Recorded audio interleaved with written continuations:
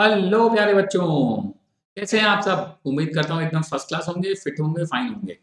जैसा कि आपको याद भी होगा, हम लोग पढ़ रहे थे coordination compound. In coordination compound में हमने इंट्रोडक्शन पढ़ा, लिगेंड्स क्या हैं, कितने टाइप्स के हैं, डेंटिसिटी वर्ड का मतलब क्या है, कैटायनिक, एनायनिक, न्यूट्रल लिगेंड्स क्या होते हैं, वर्नर की थ्योरी पढ़ा, आईयूपीएसी नेमिंग कैसे करते हैं कोऑर्डिनेशन कंपाउंड के ढेर सारे एग्जांपल्स के साथ मैंने आपके साथ डिस्कस किया। अभी हम लोग आज बात करने वाले हैं प्यारे बच्चों, कोऑर्डिनेशन कंपाउंड के बारे में जो थ्योरी दी गई, उन थ्योरीज के बारे में। जैसे पहली थ्योरी जो हमें पढ़नी है वो है वैलेंस बॉन्ड थ्योरी, है ना। जैसे अभी तक आईयूपीएसी या वर्नर थ्योरी ने क्या बताया, प्राइमरी वैलेंसी, सेकेंडरी वैलेंसी, बाकी अभी हम कुछ नहीं पता चला ना, है ना। हमें मैग्नेटिक मोमेंट क्या होगा, ज्योमेट्री क्या होगी, है ना, स्पिन क्या होगा, मल्टीप्लिसिटी क्या होगी, ये सब हमें आइडिया नहीं लगा अभी वर्नर थ्योरी से। तो अब हमें दूसरी थ्योरी पढ़नी है कोऑर्डिनेशन कंपाउंड के बारे में, that is valence bond theory. अब क्या कहती है वैलेंस बॉन्ड थ्योरी, चलो देखते हैं। सिंपल सा फंडा है, बहुत आसान है, लेकिन बड़ी इंपॉर्टेंट भी है। स्कूल एग्जाम्स में हो, बोर्ड एग्जाम्स में हो, बाकी फर्दर कॉम्पिटेटिव एग्जाम्स में हो, है ना, हर जगह वैलेंस बॉन्ड थ्योरी से क्वेश्चंस आते हैं। ठीक है। हाँ, स्कूल एग्जाम की बात करूं तो एक्सेप्शन नहीं आएंगे, बट अगर आप कोई कॉम्पिटेटिव एग्जाम की तैयारी करते हो तो एक्सेप्शन ज्यादा पूछते हैं। ठीक है, चलिए तो कहानी स्टार्ट करते हैं। वैलेंस बॉन्ड थ्योरी क्या कहता है, वैलेंस बॉन्ड थ्योरी प्रेडिक्ट करता है कि मेटल जो आपका कोऑर्डिनेशन कंपाउंड है, उनके बीच में क्या है, क्या बनता है, कोवेलेंट बॉन्ड बनता है। और आप अच्छे से जानते हो कोवेलेंट बॉन्ड कैसे बनता है, जब ऑर्बिटल्स ओवरलैप करते हैं।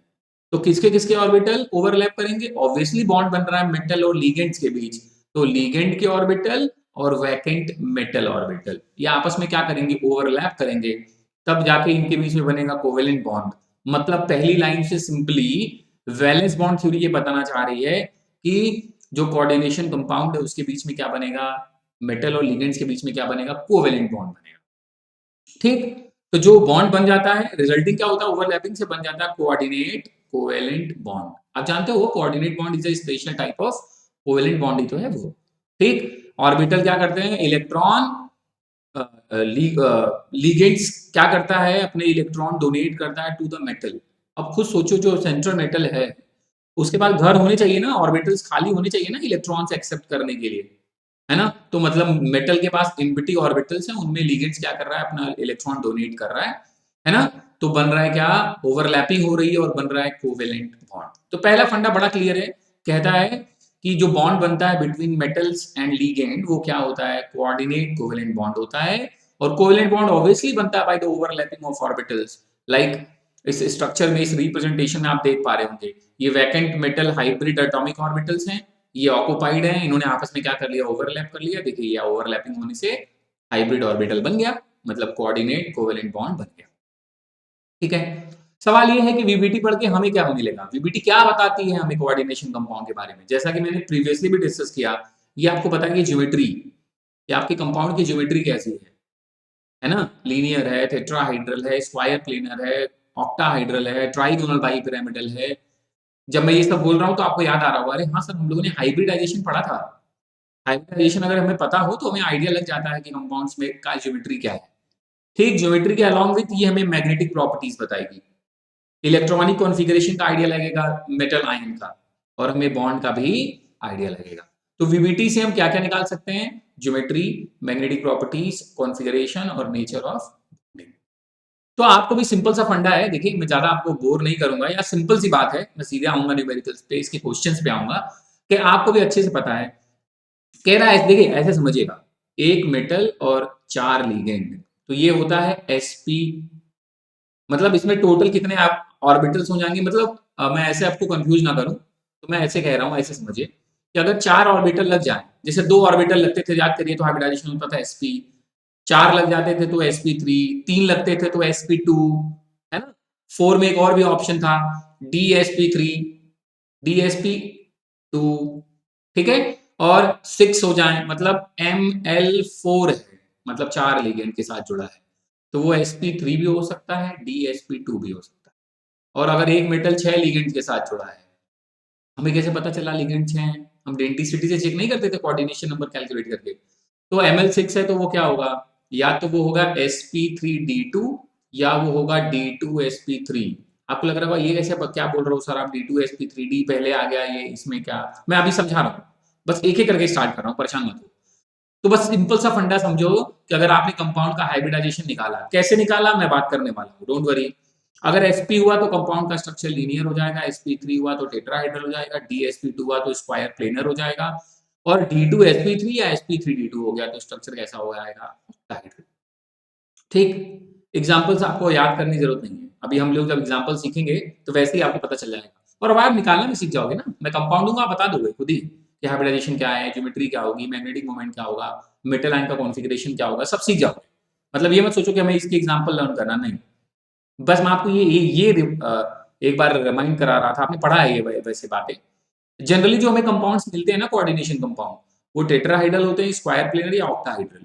लीनियर विनियर वाले बहुत कम मिलेंगे आपको, मतलब हो सकता है एक भी एग्जांपल ना मिले। तो अब मैं आपको कॉन्सेप्ट देने जा रहा हूं, मैं उम्मीद करता हूं कि मेरी बात को बहुत ध्यान से सुनेंगे, और मोटिव यह है कि अब जैसे ही आज क्लास खत्म हो और कोई भी आपके सामने कंपाउंड आ जाए, तो आप उसका वीबीटी के अकॉर्डिंग जो भी इंफॉर्मेशन आप एक्सप्लेन कर सकते हैं वो सीख जाएं आप। तो बहुत ध्यान से सुनेगा। कुछ स्ट्रक्चर जानते हो, जैसे लीनियर मतलब ऐसा होता है, स्क्वायर प्लेनर मतलब सेंटर में मेटल होगा और चारों तरफ क्या लगे होंगे, लिगेंड लगा होगा। टेट्राहाइड्रल का मतलब क्या है, सेंट्रल में मेटल है, टेट्राहाइड्रली देखो क्या लगे हैं, लिगेंड्स लगे हैं। ऑक्टाहाइड्रल का मतलब क्या है, ऑक्टाहाइड्रल मतलब देखो यही कॉन्फ़िगरेशन है, एक ऊपर भी लगा है लिगेंड, एक नीचे भी लगा है, ऐसे को हम क्या बोलते हैं, ऑक्टाहाइड्रल। ठीक है, तो उम्मीद करता हूं ये दिमाग में आपके चल रहा है। अब मैं इन्हीं को कहानी को शुरुआत करूंगा कुछ आइडिया आपको देने के बाद। जैसे आपने पढ़ा तो है लीगेंड्स, लीगेंड्स कैसे होते हैं, कुछ लीगेंड्स स्ट्रांग होते हैं, कुछ लीगेंड एवरेज कहलाते हैं, कुछ लीगेंड्स वीक लीगेंड्स कहलाते हैं। अच्छा, इनका एडवांटेज है, क्यों मैं बता रहा हूं, आपको पता होना चाहिए लीगेंड कैसा है, स्ट्रांग है कि वीक है कि एवरेज है, क्योंकि बीबीटी में इसकी जरूरत पड़ने वाली है। कैसे, तो कह रहा जो स्ट्रांग लीगेंड्स होंगे, अच्छे लीगेंड है तो अच्छा है, मतलब जल्दी अच्छा इलेक्ट्रॉन डोनेट कर देते होंगे। और इंपॉर्टेंट लाइन वो है कि जब हम हाइब्रिडाइजेशन निकालना सीखने जाएंगे तो कह रहा it will always pair the unpaired electrons in the central metal atom. कह रहा है आपके पास कोई कोऑर्डिनेशन कंपाउंड लिखा है, जैसे मैंने लिखा FeCN का 6-4, आप आईयूपीएसी नेमिंग सीख चुके हैं, आप चाहे तो बता सकते थे इसका नाम क्या होगा, हेक्सासाइनोफेरेट रोमन में 2 आयन, है ना, आप सीख चुके हैं मैं जानता हूं। ठीक, तो अब आप नोटिस करिए ये जो मैं कह रहा हूं कि ये जो लिगेंड है वो क्या है, स्ट्रॉन्ग। तो जब हम इस मेटल आयन का कॉन्फ़िगरेशन करेंगे ना, 1s2 2s2 2p6 3s2 3p6 4s2 3d6 ये करेंगे जब, तो जो भी अनपेयर्ड इलेक्ट्रॉन होंगे, पहले तो हम इलेक्ट्रॉन लिखेंगे अकॉर्डिंग टू हुम्स रूल, पहले एक एक लिखते हैं फिर पेयरिंग करना स्टार्ट करते हैं। लेकिन फर्दर जब हमें लगेगा कि इलेक्ट्रॉन मेरा जो लिगेंड है वो कैसा है, स्ट्रॉन्ग फील्ड, स्ट्रॉन्ग लिगेंड है, तो हम जो भी इलेक्ट्रॉन अनपेयर्ड होंगे उनको पॉसिबल पेयरिंग उनमें कर देंगे, उनमें हम क्या कर देंगे, पॉसिबल पेयरिंग कर देंगे। ठीक, अभी एक लाइन समझो, स्ट्रॉन्ग लिगेंड होगा तो हम जो अनपेयर्ड है जितने भी पॉसिबल होंगे पेयरिंग कर देंगे। जैसे कि सी वाले CN, मतलब आपको लग रहा होगा, देखो आपका लिगेंड स्ट्रॉन्ग है कि वीक है कि एवरेज है, इसको समझने के लिए हमें लर्न करना पड़ता है स्पेक्ट्रोकेमिकल सीरीज। हमें क्या लर्न करना पड़ता है, स्पेक्ट्रोकेमिकल सीरीज। लेकिन उसका एक छोटा सा लॉजिक है, ट्रिक है, कि हम ऐसे दिमाग लगा लेते हैं, कहते हैं ना XONC, एक्स मतलब हेलोजन अगर डोनर हुआ तो सबसे वीक होंगे, फिर किसका नंबर आता है, ऑक्सीजन एज डोनर हो तो उसके बाद नंबर आता है, फिर आता है नाइट्रोजन और फिर आता है कार्बन। तो कह रहा है ये तो बड़ा सिंपल है कि जिसमें डोनर जो है, मतलब जिससे जुड़ा है आपका मेटल, अगर वो सी है तो वो स्ट्रॉन्ग फील्ड होते हैं जनरली। एन वाले कहीं कहीं वीक है, कहीं कहीं स्ट्रॉन्ग है, मैं आगे बात करूंगा इस बारे में। एक्स और ओ वाले क्या है, वीक है। तो एक छोटा सा ट्रिक है, समझ लीजिए कि अगर हम स्पेक्ट्रोकेमिकल सीरीज भूल गए तब के लिए, वैसे आपको याद रहे तो ज्यादा बेटर है, एक्सेप्शंस भी जो भी आएंगे वो भी आप वहां से सॉल्व कर लोगे। ठीक, तो आपने कहा अच्छा ठीक है सर, सी वाले लिगेंड ऐसे जिसमें सी के साथ बॉन्ड बनाएगा मेटल, वो वाले तो कंफर्म स्ट्रॉन्ग है। एन वालों में कुछ स्ट्रॉन्ग है कुछ वीक है, कुछ कंडीशंस है, मैं बात करूंगा उसके बारे में। एक्स मतलब हेलोजन डोनेटर हो और ऑक्सीजन के थ्रू कोऑर्डिनेट बॉन्ड बन रहा हो, डोनेटिंग साइड ऑक्सीजन के ऊपर हो, तो ये वीक है। ठीक है, कुछ लोचे होंगे तो हम लोग बात करेंगे, परेशान मत होइए। ठीक, आपने बोला ठीक है सर, पहचान जाएंगे स्ट्रॉन्ग लिगेंड है तो पेयरिंग कर देंगे। जो एवरेज लिगेंड्स होते हैं वो भाई ऑब्वियसली एवरेज इलेक्ट्रॉन डोनर होंगे, गुड नहीं होंगे, वो एक्ट कर सकते हैं weak as well as strong दोनों की तरफ। ठीक है, एवरेज है ना, तो जैसे कि देखो EN, इथाइलिन डाइएमीन में भी N, H2O, NH3, EDTA, ethylene diamine tetra acetate, बताया था पिछली बार भी। थायोसाइनेटो, हाइड्रोक्साइडो या हाइड्रोक्सो, ये सब कैसे लिगेंड्स हैं, एवरेज लिगेंड्स हैं। आप देखो ना XONC, O और N वाले मैंने उठाए देखो इसमें, है ना? तो ये कैसे हो गए? वीक हो गए, ठीक, एवरेज हो गए। और वीक लिगेंड्स मतलब पुअर इलेक्ट्रॉन डोनर, कभी भी पेयरिंग तो होने का कोई सवाल ही नहीं उठता, जैसे कि हेलोजेंस वाले फ्लोरो, क्लोरो, ब्रोमो, आइडो, सल्फाइडो, है ना? ये सब कैसे हो गए? Weak ligands. तो समझिएगा पेयरिंग कहाँ होगी? स्ट्रॉन्ग वाले में। एवरेज वाले में ऑप्शन है, कहीं स्ट्रॉन्ग की तरह करेगा तो पेयरिंग हो जाएगी, वीक की तरह करेगा तो पेयरिंग नहीं होगी। और वीक लिगेंड्स में कोई सवाल ही नहीं उठता पेयरिंग का, ठीक है? अच्छा, अब हमें ये लिगेंड्स के, मैंने क्या बोला आपको, स्ट्रेंथ कैसे आइडिया लगेगी, तो इसके लिए हमें पढ़ना पड़ता है स्पेक्ट्रोकेमिकल सीरीज, जो कि किस पे बेस्ड है? स्प्लिटिंग पे बेस्ड है। आपको लग रहा होगा स्पेक्ट्रोकेमिकल सीरीज, स्प्लिटिंग, ये हम जब अगली थ्योरी पढ़ेंगे ना अभी, कोऑर्डिनेशन कंपाउंड वाली, मतलब जैसे अभी हमने पढ़ रहे हैं वैलेंस बॉन्ड थ्योरी, उसके बाद जब पढ़ेंगे क्रिस्टल फील्ड थ्योरी तब आप समझ जाएंगे कि ये क्या चक्कर है। तो क्रिस्टल फील्ड स्प्लिटिंग के बेसिस पे ये स्पेक्ट्रोकेमिकल सीरीज बनी है। इसमें जैसे जैसे आप बढ़ रहे हैं आपके लिगेंड की स्ट्रेंथ क्या हो रही है? बढ़ रही है। देखो आई बी आर ये सब वीक हैं, फिर एवरेज आएंगे, फिर स्ट्रॉन्ग वाले आ जाएंगे, तो आप ये याद कर लो तो टू गुड, इससे अच्छा कुछ हो ही नहीं सकता। वरना ट्रिक XONC जिंदाबाद, उसकी यूज कर करके अभी हम लोग बहुत सारे क्वेश्चन करने वाले हैं, ठीक है? आप याद कर लो, बहुत बड़ी बात कहाँ है, ये छोटी सी बात है, समझ लो, ठीक है? चलो पढ़ रहा हूँ, ध्यान से सुनना अभी। तो अब वैलेंस बॉन्ड थ्योरी के पार्ट में आ रहे हैं कि क्या हम कैसे कैलकुलेट कर सकते हैं। हमने बोला सर हम हाइब्रिडाइजेशन निकाल लेंगे, मैग्नेटिक मोमेंट निकाल लेंगे, स्पिन मल्टीप्लिसिटी निकाल लेंगे, मैग्नेटिक नेचर, ये चार चीजें निकाल लेंगे, ठीक? मैग्नेटिक मोमेंट को रिप्रेजेंट करते हैं म्यू से, फॉर्मूला कहता है n ब्रैकेट में n+2, जहां n का मतलब है नंबर ऑफ अनपेयर्ड इलेक्ट्रॉन, जहां n का मतलब क्या है? Number of unpaired electron. तो बस अनपेयर्ड इलेक्ट्रॉन देखेंगे, ये निकल गया। स्पिन मल्टीप्लिसिटी क्या होती है? ये होती है 2s+1, s मतलब वही स्पिन क्वांटम नंबर, मैं ये भी आपको निकालना सिखा दूंगा, डोंट वरी। मैग्नेटिक नेचर, अगर अनपेयर्ड इलेक्ट्रॉन है तो वो पैरामैग्नेटिक हो गया, सारे पेयर्ड हो जाएंगे तो वो कैसा हो जाएगा? डायमैग्नेटिक। सवाल सिर्फ यही रुका है, सर हाइब्रिडाइजेशन का आइडिया कैसे लगेगा? बस यही पता चल जाए तो फिर तो धनाधन हम लोग अपने ये सारी बातें फटफट कैलकुलेट करना स्टार्ट कर देंगे। तो चलिए स्टार्ट करता हूँ, ध्यान से मेरी बात सुनिए, कुछ एग्जांपल्स के थ्रू आप फटाफट समझ जाएंगे। सबसे पहला एग्जांपल मैं खुद करके दिखा रहा हूँ, ठीक है? K4FeCN6, सर इसमें सेंट्रल मेटल कौन है? Iron. Atomic number 26। Outer most अगर कॉन्फ़िगरेशन में लिखूं तो क्या लिखूंगा? Sir 1s2 2s2 2p6 3s2 3p6, फिर हम लिखते थे क्या? 4s2 और 3d6। जैसे 4s2 होता है आपको भी पता है 20 हो जाता है कॉन्फ़िगरेशन, उसके बाद 26 था तो 3d6। मैं ऑर्डरली अगर लिखूं तो ऐसे लिख देता हूँ 3d6 फिर उसके बाद 4s2। ये तो उन्होंने बताया ना, हाउस बाउ ने बताया कि ऐसे लिखना है हमें, लेकिन मैं एक तरीके से लिखता हूँ कि पहले 3 फिर बाद में 4। इलेक्ट्रॉन निकालने में आपको डाउट नहीं होगा, इस वजह से मैं लिख रहा हूँ। अब हम बात करेंगे यहाँ पे आयरन कौन से ऑक्सीडेशन स्टेट में है। मैंने ऑक्सीडेशन स्टेट निकालना आपको वैसे भी सिखा के रखा है। के पे कितना होता है? +1, 4 है तो +4, फिर प्लस आयरन का निकालना है x, फिर प्लस एक Cn पे कितना चार्ज होता है? -1, तो 6 पे कितना होगा? -6, इक्वल टू कंपाउंड पे कोई चार्ज है क्या? नहीं, 0। तो यहाँ से x की वैल्यू कितनी आ गई? +2। मिल गया ऑक्सीडेशन स्टेट, मतलब यहाँ आयरन +2 स्टेट में है। +2 मतलब 2 इलेक्ट्रॉन लूज होने वाला है, तब कॉन्फ़िगरेशन क्या हो जाएगी? अरे सर 2 इलेक्ट्रॉन, तब आउटर मोस्ट से ही तो निकालोगे, 4 वाले से निकाल दिया हमने। अब ये क्या बचा? 3d6 4s0। ये है आपके ये है आपके सेंट्रल मेटल आयन का कॉन्फ़िगरेशन। मैं लिखता हूँ, आप उम्मीद करता हूँ आप मेरी बात भी समझोगे। ये मैंने लिखा डी वाले ऑर्बिटल्स। 6 है, कैसे भरूँ? सर 1 2 3 4 5, और ये वुंड्स के हिसाब से यहाँ ये छठवां इलेक्ट्रॉन। उसके बाद 4s क्या है? ये 4s वाला है, इसमें कुछ है ही नहीं। फिर उसके बाद भी अगर मुझे खाली ऑर्बिटल की ज़रूरत पड़ी तो p आ जाएगा सर, 4p आ जाएगा, और ज़रूरत पड़ गई तो इसके आगे d आ जाएगा। ये तो आपको पता ही है, एम्प्टी ऑर्बिटल की ज़रूरत पड़ी तो ये सब आ जाएँगे। अब हमें देखते हैं कितने की ज़रूरत पड़ने वाली है। हमने कहा ठीक है सर, यहाँ तक तो सब समझ में आती है बात। फिर हम अपना चेक करेंगे लिगेंड। मेरा लिगेंड क्या है? Cn। अरे सर ये XONC के हिसाब से C स्ट्रॉन्ग है सर, तो ये इसमें क्या कर देगा? पेयरिंग। पेयरिंग कर देगा मतलब अब जो इलेक्ट्रॉन पहले ऐसे लिखे हुए थे, ध्यान से देखिएगा आप, मेरी बात समझिएगा। अब ये पेयरिंग हो जाएंगे, ये इधर आ जाएगा और ये वाला इधर आ जाएगा। मतलब सोचो ना, टोटल 6 थे तो पेयर बना लेंगे तो क्या हो जाएंगे? 2 2 4 और 2 6, ठीक। कितने लिगेंड हैं? 6। मतलब हमें आयरन के कितने ऑर्बिटल चाहिए? 6 ऑर्बिटल चाहिए, जहां पे ये भाई आज आपको ओवरलैप करेंगे। 6 ऑर्बिटल हैं तो ढूंढो 6 ऑर्बिटल कहाँ कहाँ है। 2 यहाँ खाली हो गए, 1 2 3 4 5 6। जो आपने यूज किए बस उनको लिख दो।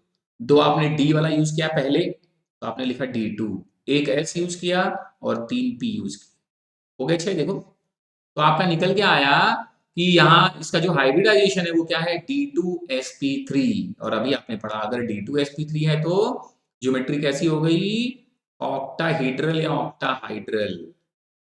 मतलब अगर मैं कहूं कि अच्छा ये भी आपको समझ में आ गया तो मतलब ऑक्टाहाइड्रल मतलब सेंटर में Fe है सर, बाकी चारों कोने पे Cn लगे हैं, यहाँ भी Cn लगा है, यहाँ भी Cn लगा है। हो गया ऑक्टाहाइड्रल, यही तो स्ट्रक्चर बना। अब आपने पता है क्या नोटिस किया? आपने देखा कि इनर डी यूज हुआ है भाई, 4D आउटर वाला यूज नहीं हुआ है, डी इनर डी यूज हुआ है।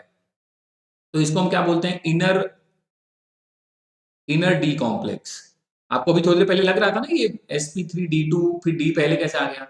अगर हमें पहले वाला डी यूज कर लिया तो इसको हम बोलते हैं इनर डी कॉम्प्लेक्स, और बाहर वाला डी यूज करते हो तो उसको हम बोलते हैं आउटर डी कॉम्प्लेक्स। तो ये तो आप ये करते ही जान जाओगे कि इनर है कि आउटर है। ठीक, या थोड़ा ट्रिक थोड़ा दिमाग लगाओ तो लगेगा कि स्ट्रांग है तो पेयरिंग कर देगा, पेयरिंग कर देगा तो अंदर वाले खाली होने के चांसेस बढ़ जाएंगे।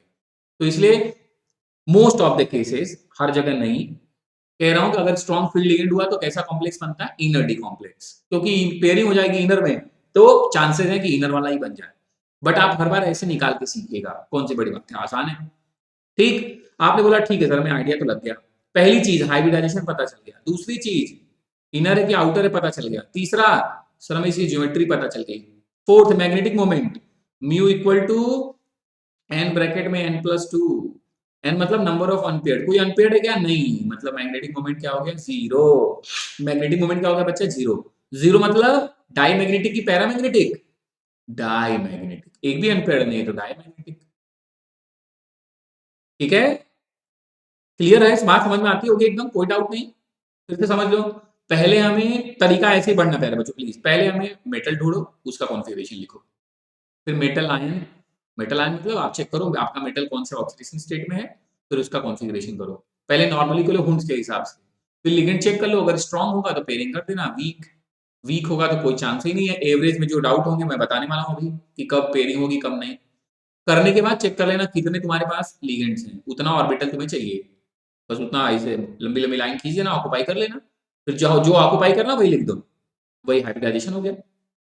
हाइब्रिडाइजेशन से तुरंत आपको आइडिया लग जाएगा उसकी ज्योमेट्री का, इनर है आउटर है पता चल जाएगा, और कॉन्फ़िगरेशन से आपको ये भी पता चल जाएगा पैरामैग्नेटिक है कि डायमैग्नेटिक। अगर पैरामैग्नेटिक है तो मैग्नेटिक मोमेंट निकाल लोगे तुम, है ना? आप मैग्नेटिक मोमेंट भी निकाल लोगे, कोई समस्या तो है नहीं।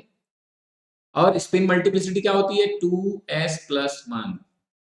एस क्या है? स्पिन। आप चेक करो यहाँ पे, ऊपर वाले के लिए प्लस हाफ, नीचे वाले के minus half, zero, plus half minus half, zero, plus half minus half, zero. तो 2 × 0+1 मतलब खत्म। स्पिन मल्टीप्लिसिटी कितनी आ गई? सिर्फ 1, है ना? हो गया, सिंपल सी बात है, ये तो आसान है। पक्का? अभी हम 3 4 5 करेंगे जिससे आपका जो भी डाउट हो दिमाग में हट जाए। उसके बाद आप प्लीज 3 4 5 खुद कर लीजिएगा, खत्म वैलेंस बॉन्ड थ्योरी आसानी से। देखिए सारी बातें फटाफट उठाते हैं। कह रहा Cn स्ट्रॉन्ग फील्ड लिगेंड है तो वो क्या करेगा? इनर इलेक्ट्रॉन्स जो भी होंगे उनमें क्या हो जाएगी? पेयरिंग। ऑक्सीडेशन नंबर क्या निकल के आया? +2, है ना? कहानी पे आते हैं सीधे सीधे। कॉन्फ़िगरेशन, हाँ सर आपने सिखाई दिया, पेयरिंग हो जाएगी, हमें पता है, अभी हमने सीखा इस बात को। ठीक है, हाइब्रिडाइजेशन निकल के कितना आया देखो, D2sp3। अनपेयर्ड इलेक्ट्रॉन क्या है? 0। तो यूनिट तो म्यू की वैल्यू क्या आ गई? 0। Bm क्या है? बोर मैग्नेटॉन, यूनिट होती है मैग्नेटिक मोमेंट की। ज्योमेट्री क्या है? ऑक्टाहेड्रल। आपने इनर डी यूज किया है ना, तो इसलिए इसको हमने नाम क्या दिया है? Inner D orbital complex. सारी बातें तो सीख ही गए आप। दूसरा करें, क्या है? K3FeCN6। चलो इसको भी कर लेते हैं, फटाफट करते हैं। आयरन हमें पता है 26, क्या कॉन्फ़िगरेशन लिखे सर? थोड़ी देर पहले ही आपने लिखा था 3d6 4s2।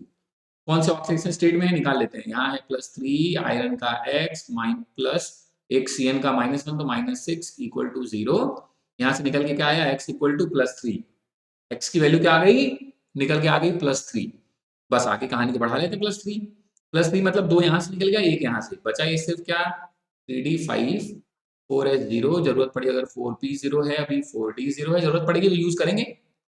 यहाँ पे आयरन +3 स्टेट में था, हमने उसका कॉन्फ़िगरेशन कर लिया। लिगेंड कैसा स्ट्रॉन्ग फील्ड है, नॉर्मली हम हुंस रूल के हिसाब से लिखते तो ऐसे लिखते 5 के लिए 1 2 3 4 5, लेकिन कह रहा भैया पेयरिंग होनी है, क्योंकि लिगेंड कैसे हैं स्ट्रॉन्ग फील्ड है, पेयरिंग कर देते भाई। ये 1 ये 2 5 है ना, तो ये 2 2 4 हो गए और यहाँ 1 हो गया 5।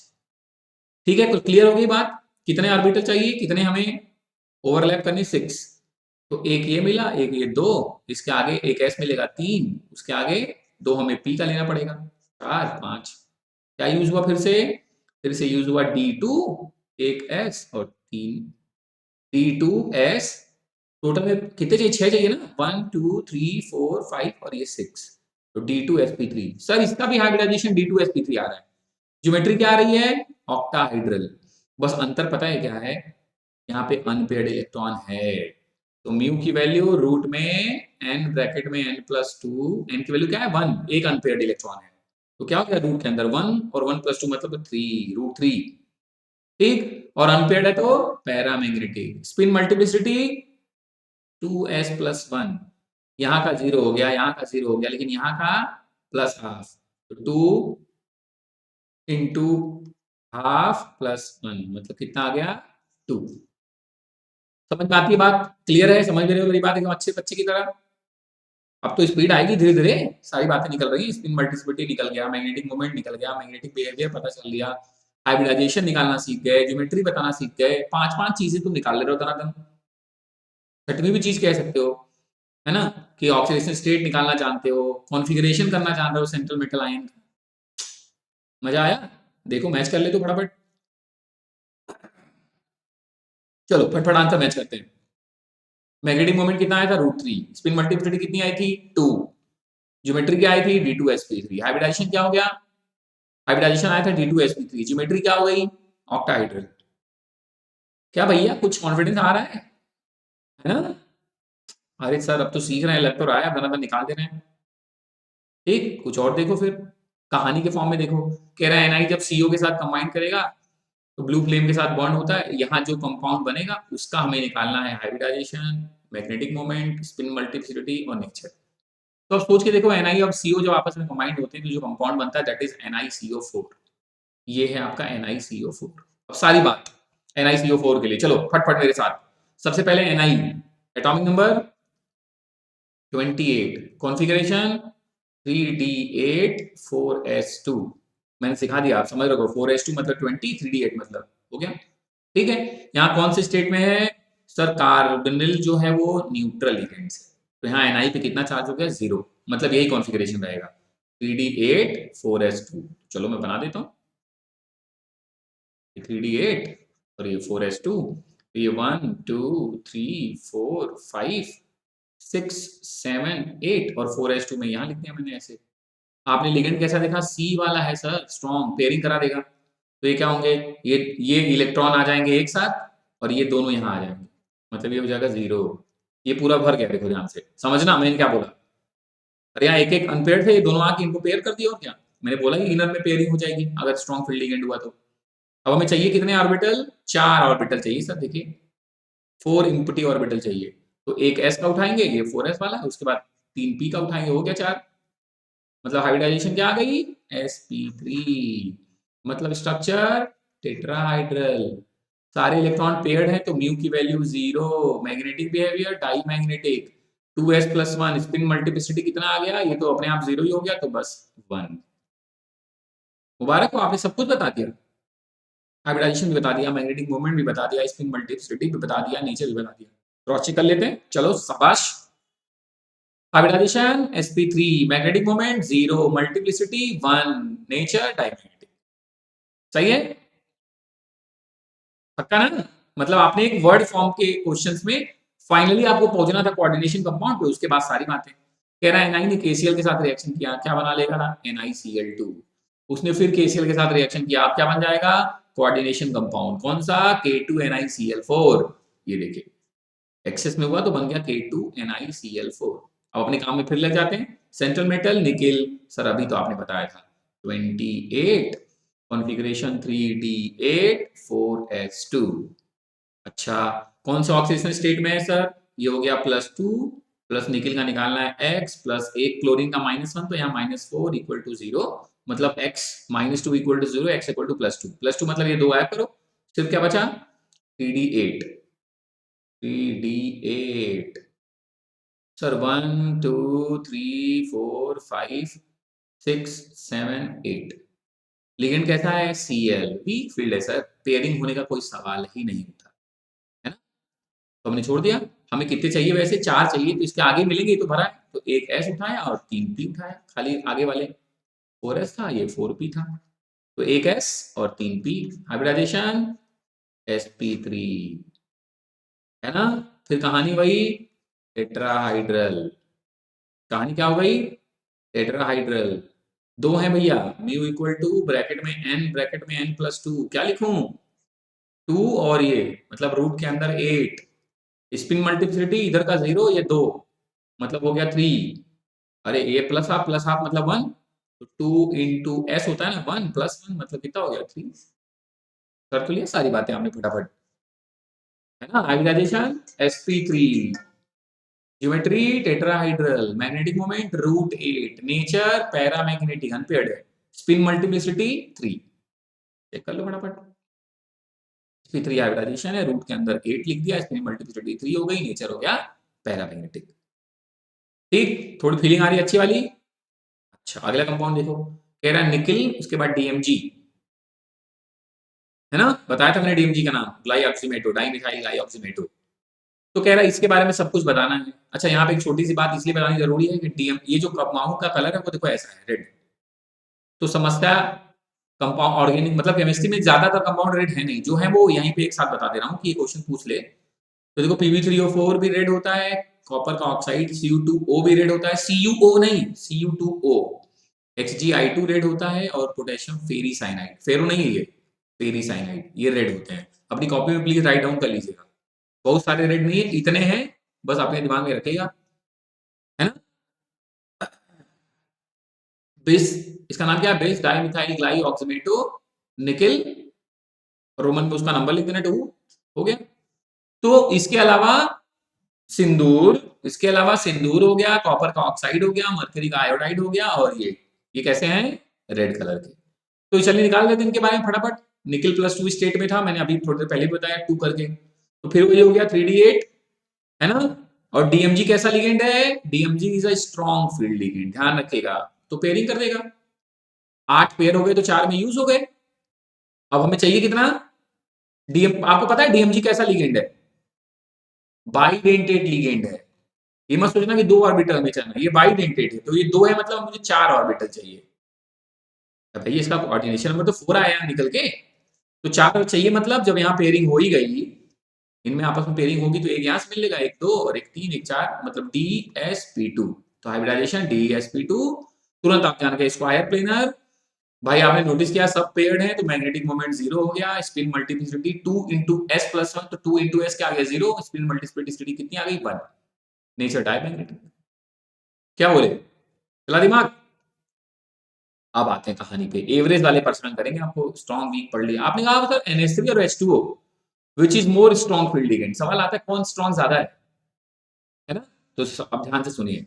तो एक तो अपनी सीरीज में ही आपने पढ़ा है कि NH3 ऑब्वियसली आगे पढ़ता है, तो NH3 is stronger ligand then H2O, ठीक है? तो NH3 कब वीक की तरह काम करता है, कब स्ट्रॉन्ग की तरह, बस वही समझ लीजिए। वैसे आपको लगेगा NH3 तो वीक, वीक वाले एवरेज में लिगेंड में है, तो कह रहा है जब वो कैडमियम, कॉपर, आयरन, और कैडमियम, कोबाल्ट, कॉपर और आयरन इनके साथ होगा, ध्यान से सुन लो, iron, cobalt, copper, cadmium, iron, cobalt, copper, cadmium, जब इनके साथ प्रेजेंट होगा NH3, तब तो वो काम करेगा as a strong field ligand, मतलब तब पेयरिंग कराएगा। इसके अलावा किसी के साथ है तो वो काम करेगा as a weak field ligand. और H2O तो ऑब्वियसली O वाले हैं, यहाँ तो सवाल ही नहीं उठता स्ट्रॉन्ग का, तो H2O हमेशा वीक की तरह काम करेगा। कुछ एक्सेप्शन है उसके, बट आपकी रेंज से बाहर है। तो चलो देख लेते हैं। कह रहा लिमिटेशन क्या है वैलेंस बॉन्ड थ्योरी की? कुछ लिमिटेशंस हैं जहां वीबीटी काम नहीं करता, जैसे MnCN6 आपका दिमाग लगाओ तो तुम्हें लगेगा कि सर यहाँ Mn+3 स्टेट में होगा, ऑक्सीडेशन नंबर इतना तो निकालना सीख ही गए। मैग्नीज क्या होता है, अगर कॉन्फ़िगरेशन लिखूं तो मैं लिखूंगा 3d5 4s2, क्या लिखूंगा 3d5 4s2, है ना, यही तो लिखूंगा। और Mn+3 स्टेट में है तो 2 यहाँ से गायब, 1 यहाँ से, मतलब ये क्या बचा 3d4। लग रहा होगा आपको CN स्ट्रॉन्ग फील्ड लिगेंड है, क्या कर दूं, पेयरिंग कर दूं। लॉजिक तो यही कर रहा है भाई, स्ट्रॉन्ग फील्ड लिगेंड था, पेयरिंग कर दूं। पेयरिंग करने के बाद क्या हो गया, हमें दिखा यहाँ भाई मुझे कितने ओवरलैप करने के लिए ऑर्बिटल चाहिए, 6। अब खाली कितने हो रहे हैं, अजीब सा तुम्हें लगेगा कि क्या क्या खाली हो गया, 3 इधर खाली हो गया, एक S इधर खाली हो गया, फिर P 6 चाहिए मुझे ना, तो कुछ कॉन्फ़िगरेशन नहीं है, ऐसा लग रहा है D3SP2 क्या आ गया सर अजीब सा। तो देखो एक बात तो एकदम अपने दिमाग में भर लो, क्या कि सर Mn6 से इसका मतलब ये तो क्लियर है कि हाइब्रिडाइजेशन क्या होने वाला है, या तो D2sp3 या तो sp3d2। भाई 6 लिगेंड है ना, Ml6 टाइप का है ये, तो Ml6 मतलब यही दोनों में से कुछ होगा। इस हिसाब से तो बड़ा डिस्टर्बिंग हो गया सर, ये कुछ अजीब सा आ रहा है, D3sp2 ऐसा तो कुछ होता ही नहीं सर। तो मैं यही एक्सेप्शन आपको बताने की कोशिश कर रहा हूँ, यहाँ दोनों इलेक्ट्रॉन पेयर्ड नहीं होते, एक आके पेयरिंग कर लेता है, 2 अनपेयर्ड ही रह जाते हैं, मतलब ये कुछ ऐसा हो जाता है, एक्सेप्शन है ना, तभी तो मैंने बोला आपको दिमाग में रखना पड़ेगा ये वाला। ये 4 ऐसे भर जाते हैं, 2 एक यहाँ एक यहाँ, कि अंदर का 2 हमें मिल जाए D2, फिर आगे S और P3 करके हाइब्रिडाइजेशन हो जाएगा। अब 2 अनपेयर्ड है तो फिर आप जानते ही हो nature paramagnetic, mu equal to root के अंदर n ब्रैकेट में n+2, तो n की वैल्यू 2 रख लेना, 2 ब्रैकेट में 2+2 मतलब 4, मतलब रूट के अंदर 8, ठीक है, चेक कर लेना। कह रहा है भाई अगर हम सारा पेयर्ड कर देते मैग्नेटिक मोमेंट 0 आता, लेकिन कह रहा नहीं, एक्सपेरिमेंटली देखा गया वो 8 आया, और 8 तभी आ सकता है जब एक जगह पेयरिंग हो और ये वाली पेयरिंग ना हो, बल्कि यहाँ एक इलेक्ट्रॉन रहे, ऐसे तभी आ सकता है ना। तो ये थोड़ा सा एक्सेप्शन था इसका। वैसे ही इधर कह रहा है CuNH3 का 4SO4 एक कोऑर्डिनेशन कंपाउंड है, और हमसे कह रहा है कि आप इसके बारे में बात करिए। तो लग रहा है कि एक मेटल 4 लिगेंड Ml4 है ना, तो 2 ही ऑप्शन है सर, या तो ये sp3 होगा, देखो 3 1 4, या ये DsP2 होगा सर, 1 2 और ये 2 4। लेकिन VBT के हिसाब से, हाइब्रिडाइजेशन के हिसाब से this complex should be sp3, but हमने नोटिस किया कि हमें क्या मिला, sp2 मिला। क्यों sp3, चलो चेक कर बताता हूं तुम्हें। NH3 कैसा है, Cu के साथ तो स्ट्रॉन्ग की तरह काम करेगा। कॉपर का कॉन्फ़िगरेशन अगर मैं नॉर्मल लिखूं, कॉपर एटॉमिक नंबर आप जानते हो 29, तो मैं लिखूंगा 3d9 4s2। यहाँ पे कौन सा ऑक्सीडेशन स्टेट में है, +2 ऑक्सीडेशन स्टेट में है, तो यहाँ से 2 गायब कर दो, क्या बचा 3d9। 3d9 में कितना भी पेयर कर लो, जो हुंड्स के हिसाब से वही होने वाला है, 2 2 4 2 6 2 8 और एक 9 हो गया। अब इस हिसाब से अगर मुझे 4 ढूंढने होंगे तो मुझे आगे वाला मिलेगा ना, 4s मिलेगा और 4p मिलेगा, तो मेरे हिसाब से तो ये हाइब्रिडाइजेशन आना चाहिए था sp3, लेकिन यही एक्सेप्शन आता क्या है, dsp2। और अगर dsp2 पता चल गया तो उसके बाद की कहानी तो आपको फिर से पता ही है, क्या क्या निकालेंगे आप कहानी में फटाफट, ठीक है। प्यारे बच्चों ठीक है, तो ये थी वैलेंस बॉन्ड थ्योरी। मैं चाहूंगा कि आप जो भी कंपाउंड्स उठाएं उनको उठा के एक बार वीबीटी के हिसाब से ये सब बातें करें, कुछ डाउट आए तो मैं तो बड़ा खुश हो जाऊंगा कि आपको कुछ डाउट मिला, आप हमसे पूछें। अब इस चैप्टर में क्या बचा, CFT क्रिस्टल फील्ड थ्योरी। अगले वीडियो में मिलते हैं, CFT की भी बैंड बजाते हैं, और उसके बाद कंपाउंड की स्टेबिलिटी के बारे में बात करते हैं, फिर चैप्टर खत्म हो जाएगा, ठीक है, पक्का। तो चलिए फिर मेरी तरफ से एज यूजुअल, आप प्लीज, उम्मीद करता हूँ आप रिवाइज करेंगे, ठीक है। नमस्कार बच्चों, जय श्री राधे, अपना ख्याल रखिए और पढ़ाई करिए, पढ़ाई का कोई ऑप्शन नहीं हो तो करना ही पड़ेगा, ठीक है। चलो बाय बच्चों।